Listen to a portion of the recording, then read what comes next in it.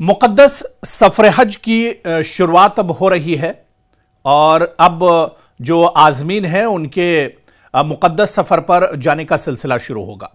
हिंदुस्तान से भी हुज्जाज के जाने की तारीख अब करीब आ रही है और ख़ासतौर से जम्मू कश्मीर की अगर बात की जाए तो कश्मीर से 18 तारीख से हुज्जाज के मुक़द्दस सफ़र पर जाने का सिलसिला शुरू होगा। जी हां, 18 अप्रैल से हुज्जाज के मुक़द्दस सफ़र पर रवानगी का सिलसिला शुरू हो जाएगा।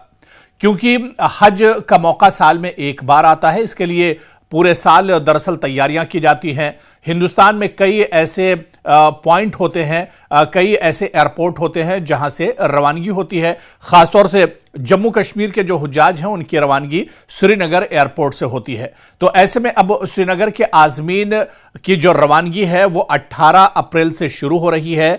और आपको बताते चलें कि इस बार जम्मू कश्मीर से जो कुल आज़मीन की तादाद है वो 4701 है, यानी 4701 आज़मीन इस बार मुक़द्दस सफ़र पर रवाना होंगे।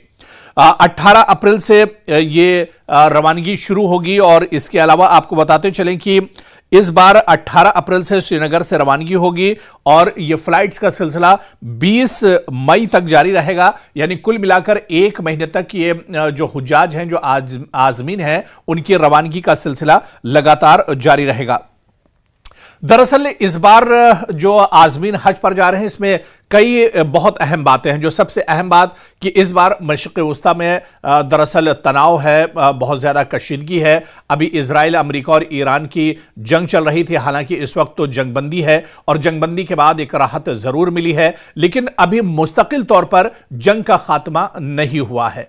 तो बड़ा सवाल यह है, क्या अगर जंग दोबारा से शुरू होती है, क्या इसके कुछ असरात हज पर भी पड़ सकते हैं?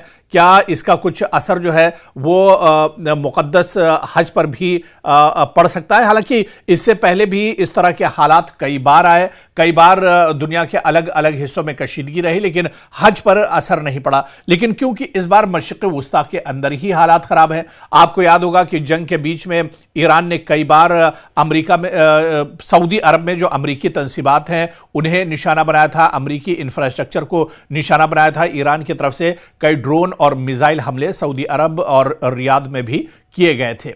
और दूसरी जो बड़ी एक परेशानी है इस बार सफ़र हज में, जो एक क्योंकि इस बार का सफ़र पिछले और जो सफ़र हैं उनके मुकाबले में इस बार का सफ़र ज़्यादा महंगा माना जा रहा है। इस बार जो अखराजात हैं वो काफ़ी ज़्यादा सफ़र हज पर बढ़ गए हैं। तो इस वजह से आज़मीन के लिए इस बार कई बड़ी परेशानियां, कई बड़ी दिक्कतें हैं। लेकिन इसके बीच में एक उम्मीद की किरण दरअसल ये भी है, एक बड़ा हौसला ये भी मिल रहा है कि 18 तारीख से 18 अप्रैल से सफ़र हज की रवानगी शुरू हो रही है। आज़मीन दरअसल पूरी तैयारियां मुकम्मल कर चुके हैं, तमाम जो कागजी कार्रवाई है वो भी मुकम्मल हो चुकी है और अब श्रीनगर एयरपोर्ट से 18 तारीख से 18 अप्रैल से आज़मीन की रवानगी का सिलसिला शुरू हो जाएगा। दरअसल होता यह है कि जो आज़मीन पहली तारीख में, यानी इब्तिदाई और शुरुआती तारीख में जो आज़मीन सऊदी अरब जाते हैं उन्हें पहले दरअसल मक्का लेकर जाया जाता है, या फिर बहुत बार ऐसा होता है कि जो शुरुआती तौर पर आज़मीन जाते हैं वो दरअसल सीधे मदीना मुनव्वरा जाते हैं और फिर 10-15 दिन वहां पर रुकने के बाद मक्का मुकर्रमा इन आज़मीन को लेकर आया जाता है।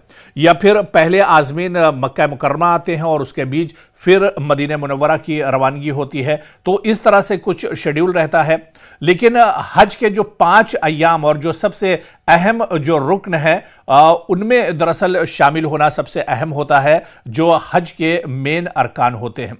ऐसे में जो अच्छी खबर यही है कि 18 अप्रैल से आज़मीन की रवानगी शुरू हो रही है और इस बार जम्मू कश्मीर से 4701 आज़मीन सफ़र हज पर रवाना होंगे और इसके लिए तकरीबन एक महीने तक फ़्लाइटें मुख्तलिफ अय्याम में, मुख्तलिफ दिनों में एक तरह से जारी रहेंगी। और इसके लिए इंतज़ामिया ने भी कमर कस ली है, आज़मीन को किसी तरह की परेशानी न हो, तमाम सहूलतें मुहैया कराई जाएं, इसके लिए तमाम तैयारियां एक तरह से पहले ही मुकम्मल कर ली गई हैं।